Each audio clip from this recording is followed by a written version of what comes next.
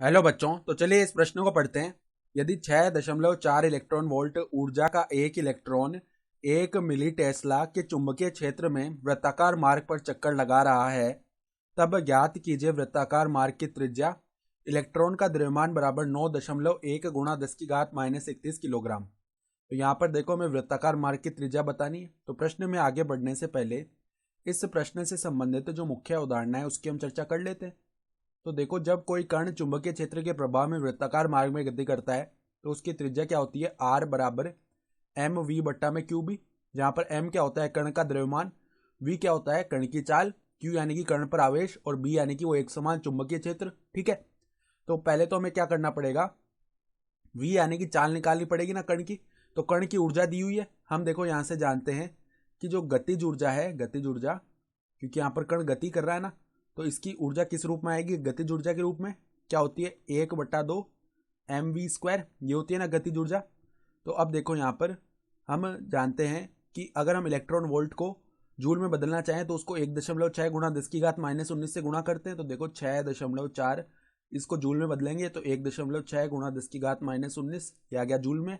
बराबर में देखो आधा गुणा में इलेक्ट्रॉन का द्रव्यमान कितना होता है? 9.1 गुणा 10⁻−31 किलोग्राम, और यहाँ पे आएगा v²।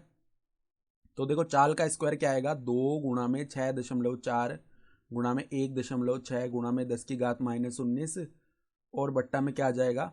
9.1 गुणा में 10⁻−31। ठीक है, तो यहाँ से देखो v², ये जब हम हल करेंगे तो इसका मान देखो हमारे पास कितना बनने वाला है। यहाँ पर ध्यान से देखो, ये मान बनेगा 6.25 गुणा में 10⁻12। तो v का मान जो है वो क्या आएगा? वर्गमूल के अंदर 6.25 गुणा में 10⁻12।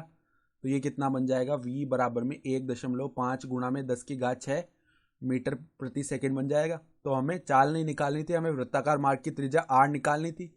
तो वो क्या आएगी? देखो हमारे पास m का मान यानी कि द्रव्यमान 9.1 गुणा 10⁻−31 गुणा में v यानी कि चाल आ गई 1.5 गुणा में 10⁻6, बट्टा में देखो Q यानी कि इलेक्ट्रॉन पर आवेश कितना होता है?